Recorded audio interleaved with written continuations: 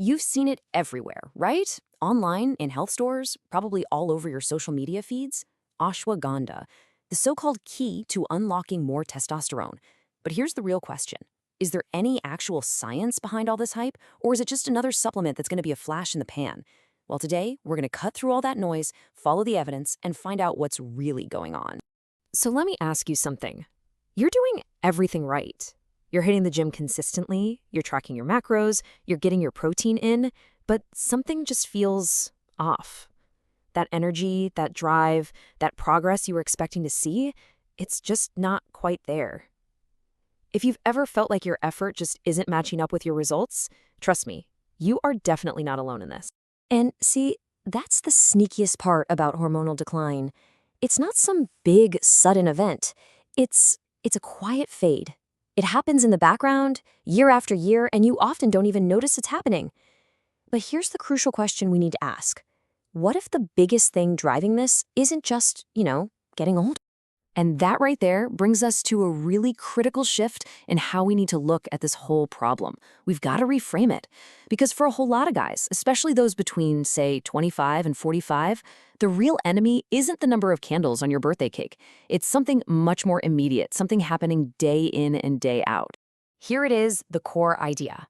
Modern life, the constant work stress, the terrible sleep, the phone buzzing every 2 seconds, it all acts like an accelerator pedal. It takes that gentle, natural downward slope of testosterone and turns it into a steep nosedive. In fact, some research is now showing that for healthy guys, these lifestyle factors are a stronger predictor of low T than age itself. Now, you've probably heard this number before. After your late 20s, testosterone does naturally start to dip by about 1% a year. But see, that's just the baseline. Think of that as your car just gently cruising down a long, predictable hill. What modern stress does is it takes that gentle cruise and turns it into a steep, rocky off-road plunge. So if chronic stress is the real bad guy here, could an ancient herb like ashwagandha really be the solution? This is where we need to move past the hype and the marketing and look at what the actual hard science says. And honestly, the data is pretty darn compelling.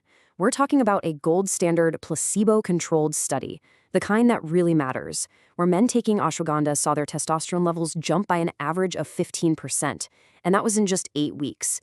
You compare that to the group that got a sugar pill, and you've got a result that's statistically significant and really, really hard to ignore. But, and this is so crucial, it's not a magic pill. As you can see, the results can be all over the place. It depends on the kind of extract you're using, the dose, and critically, what your starting point is. Someone who is totally burned out and stressed to the max is going to see a way bigger benefit than someone who's already super calm and well-rested. So if the effects are strongest in people who are already stressed out, what does that tell us? Well, it's a massive clue. It points us directly to the real mechanism that's at play here. The true enemy we're fighting isn't age, and it's not your workout routine. It's one single hormone, cortisol. You've heard of cortisol. It's your body's main stress hormone. It's built-in alarm system. And a little bit is good. It helps you wake up in the morning and react to danger. But when that alarm is just blaring 24/7 because of work deadlines and bad sleep, it becomes a huge problem. And why is that? Because it directly stands in the way of your body's ability to produce testosterone. They're like natural enemies. This table right here illustrates it perfectly. It's like a hormonal seesaw. Just look at that top row. Chronic stress makes cortisol go up, which then forces testosterone to go down. It's a direct inverse relationship. And the same thing happens with poor sleep and, get this, even overtraining. This explains why sometimes training harder and harder actually gives you worse results. You're just jacking up your cortisol levels and shooting yourself in the foot. The key takeaway, the bottom line is this. When your body is under chronic stress, it switches into survival mode. It's going to prioritize stress hormones like cortisol over thrive hormones like testosterone every single time. Your body simply doesn't care about building bigger biceps when it thinks it's being chased by a lion.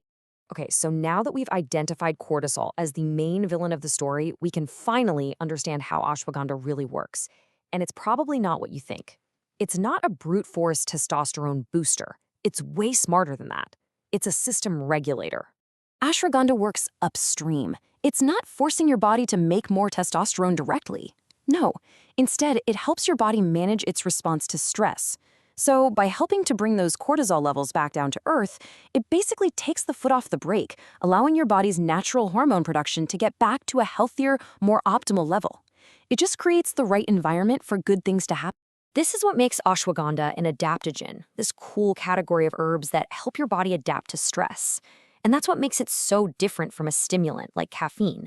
See, caffeine forces a response. It just masks your fatigue. An adaptogen, on the other hand, helps to balance the whole system. It's all about restoring your natural equilibrium, not creating some kind of artificial high.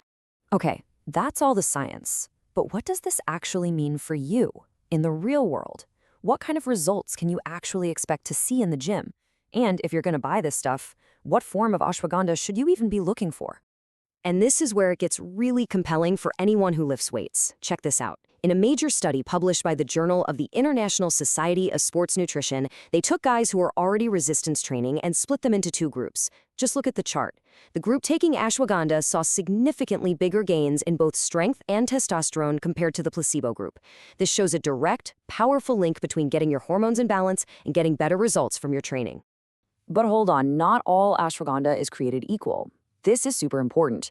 On the left, you've got your traditional root powder. It's good, it's great for general wellness, just helping you manage daily stress. But on the right, you've got something called a standardized extract, like the famous KSM 66 that they use in a lot of these studies.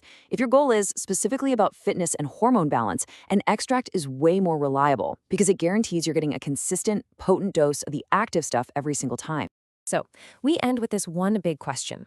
Ashwagandha isn't a magic fix. It's a tool. It's a tool that can help you manage the stress that might be holding you back. It works by creating an environment where all your hard work in the gym can actually pay off.